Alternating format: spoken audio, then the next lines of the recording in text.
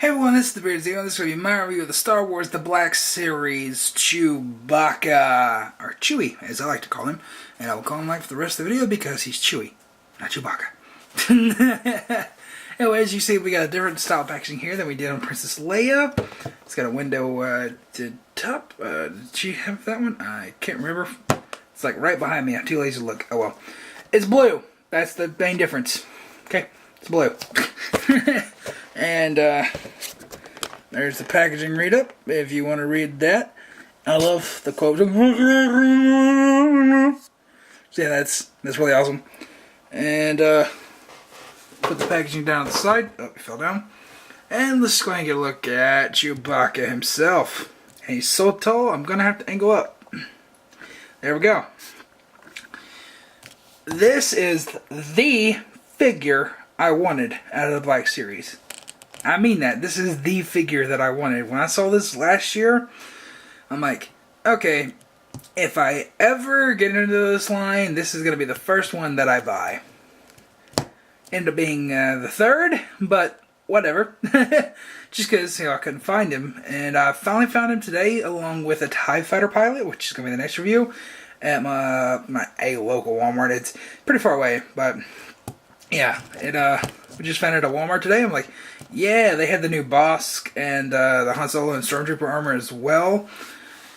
But I passed up on them because I can get them at Big Bad Toy Store, and they also had Obi-Wan Kenobi, but I passed on him as well because I can get him for $10 at Big Bad Toy Store. And honestly, I really want that Obi-Wan Kenobi, because next to Chewbacca, Obi-Wan Kenobi is my favorite character, and I absolutely love Ewan McGregor as Obi-Wan Kenobi, and that figure just appealed to me.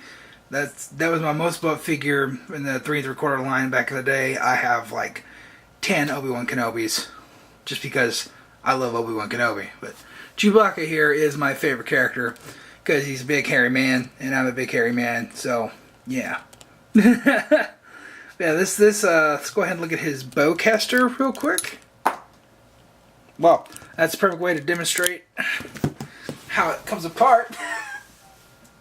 And it's actually a part in packaging. It's in 2 pieces. And it just pegs right on here. If I can find, there we go. Right on here. And it looks very awesome. It's a pretty sizable weapon. As you can see, just like Han's blaster, there's all kinds of awesome silver paint shading on here. Looks very nice. Again, I think it's Hot Toys quality paint in this size range. And this figure is slightly disappointing, and when I mean slightly, I mean slightly. His arm articulation just isn't to my liking. I wish he had a little bit more range with these bends, because he can go about 70 degrees, not the full 90. And he can't quite hold his weapon with his hand over here. He can hold it in the trigger finger just fine, but like to rest his hand on the grip, there's no way you can get it unless you warm it up. I just don't feel like warming it up because that's pretty solid plastic. But yeah, that's the only real gripe, that he can't truly hold his gun with both hands. You can kind of fake it for pictures. Like I said, if you warm it up, you can be able to peel it back and put it on there just fine. I just don't want to do that. Yeah, the articulation is a little weird here in the mid-torso. He has 2 joints, and they have both ball jointed, but he makes a lot of squealy noises. So yeah, that's weird. And also, I just want to decapitate a Wookiee there. As you can see, his body is sculpted for where his bandolier goes, which is a neat idea. So it doesn't bulk up the figure. You never want Chewbacca without his bandolier anyways. But if you wanted to do a custom job with this figure, there's really no way you could do it without the bandolier. Like if you wanted to create another Wookiee, you would have to create another Wookiee with a bandolier, or just have this massive slit in his body. So yeah, there's that. But the face sculpt on this guy, fucking awesome. I love this. I love the eyes or something there, just like they're supposed to be. Although I think mine is slightly cross-eyed. But you know, whatever. When I yell like that, I get cross-eyed too. So I really like the articulation, range in the arms. They're really great, but like the elbows, as I meant earlier, it's just that bend does not satisfy me enough in the hand. Those are the only real nitpicks, honestly. I mean, you don't want Chewbacca doing any major forward crunches. He's always usually upright or punching forward like that. And the figure's so heavy, you really don't want to do that anyways. But, wow. Just, like, undressing Chewbacca there.